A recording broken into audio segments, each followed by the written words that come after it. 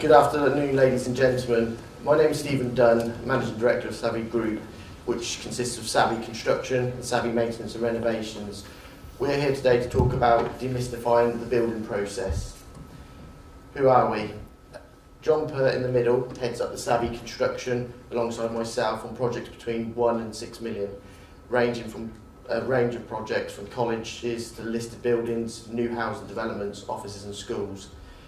David Dunn, top right, runs Savvy Maintenance and Renovations with me on projects up to £1 million, which looks after maintenance and measured term contracts and renovation projects to a certain size.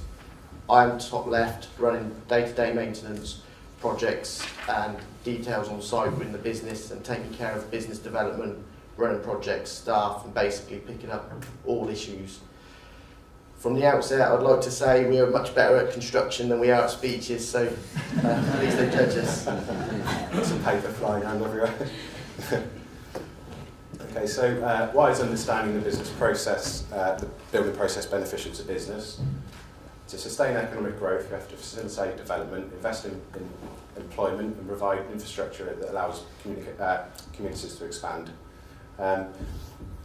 Oxford almost has a microeconomy which stands up against recessions and industry downturns. This is largely generated by rich investment from universities, hospitals, and also its close proximity to London, which generates attraction for professional people to move to the area. In fact, I was once told by Oxford City Council representative that Oxford is one of the 7 largest economic regions in the UK, much disproportionately larger than our rival cities in terms of business rates generated. And then indeed, if we could keep our business rates from central government, that we'd be laughing all the way to the bank. To continue Oxford's success story and to ensure new and existing companies can develop, expand and build strong economic growth, we need physical expansion of commercial and domestic properties. But taking on a building project can be very daunting. Overcoming common misconceptions when embarking on a building project. There are some common misconceptions in the industry that contractors and design team work against each other. Competitive tendering provides the most cost-effective tender returns.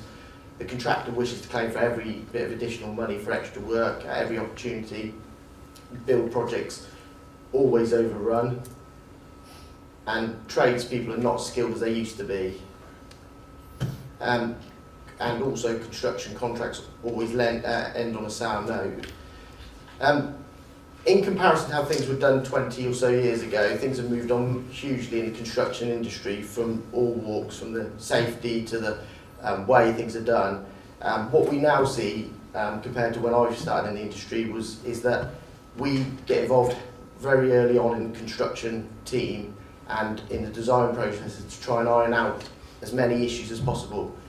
The competitive tendering process is not always the best way to get the best price agreed with the contractor. Often, and contrary to client understanding, negotiated or cost plus work equally as well, depending on the type of project you have and the parameters associated to it. Often, some of the college projects that have huge issues with access, ingress, working hours, and the like, often it will lend itself better to coming up with a cost plus or negotiated contract. Construction is a complicated process. You're managing a team of people that are reliant on so many outside factors, all at the same, working at the same time together, including weather, councils, listed building consents, roadworks, parking, supply chains, etc. And one of these can stop a project in its track, especially if the task is on the critical path of any given project. Okay, so the key roles in a building project, let's start at the beginning with the design team appointment. The client or client's representative, the project manager or contract administrator and quantity surveyor, the architect and structural engineer, the principal contractor. Appointing a team that you trust and get on with is key. Most of the time, investing in construction represents the largest financial expense to a company. Therefore, it is imperative that you engage with people that you are confident that you can work with. A good place to start searching for suppliers is through recommendations and referrals.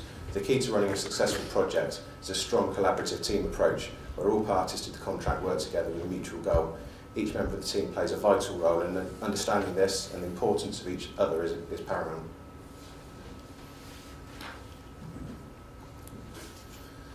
The tendering process. Traditional tendering process is a single stage where several contractors are invited to provide a quotation for a project.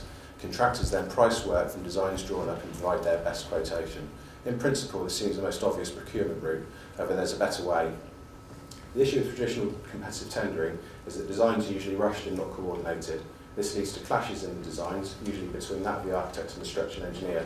These clashes can be viewed as a risk by a pricing contractor, and thus the cost of the tender increases. Early involvement of a contractor in the pre-construction stage can lead to a much more successful project.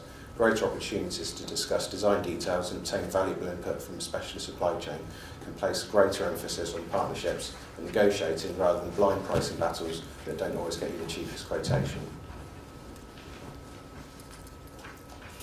Selecting a contractor.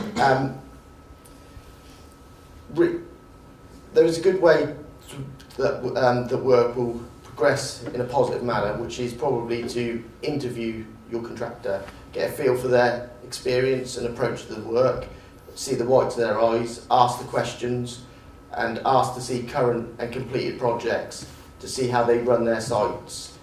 Taking a competent architect along with you at that stage would be very valuable. A bit like John said, use companies with a proven track record, speak to customers, check the workmanship and local architects. Do they know the business and what projects they've done? One obvious thing to not do is go for the cheapest. Go for a fair price with the right company. Don't be afraid to ask your contractor about supply chain vetting, how they manage quality on and off site.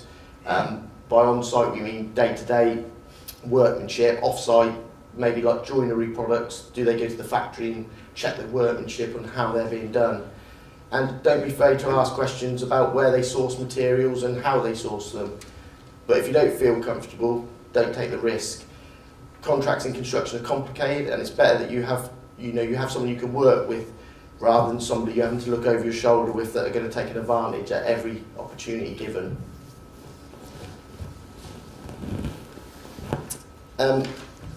Clients also can play a part in this and avoid costly additions to your initial quotation. Employing the correct design team, and again not the cheapest, is an important start in that. As a contractor, if we get poor information, poor drawings, poor specification, then the tender will probably change during the project. So if you're employing an architect, structural engineer, and you squeeze them down on fees to the extent that they can't give you the level of service that you need and the project deserves, it's likely that the cost will increase later down the road with substandard drawings and half-written specs. Give the whole team the required time to do investigation works on the building, get the scheme fully designed out prior to starting on site where possible, rather than rushing things to site. Give the required lead-ins and the required time to do the job correctly. As a client, don't give unrealistic timescales and listen to your team. We've had many projects where clients are trying to get the procurement drying out process project rushed through, and what that will end up is substantial defects later on down the road. Many clients push price and timescales, and that's fine to an extent. Where the project, some of the projects could be doomed to fail before they start if there's not enough time, money and expertise to do the job correctly. Okay, so how to run a tight ship. So we're talking in terms of programme now, and specifically creating and sticking to a realistic timescale. Ensure that a concise and clear critical path programme is drawn up for the project. Ensure all parties to the contract, from design team through to contractor and supply chain, buy into the main contract programme.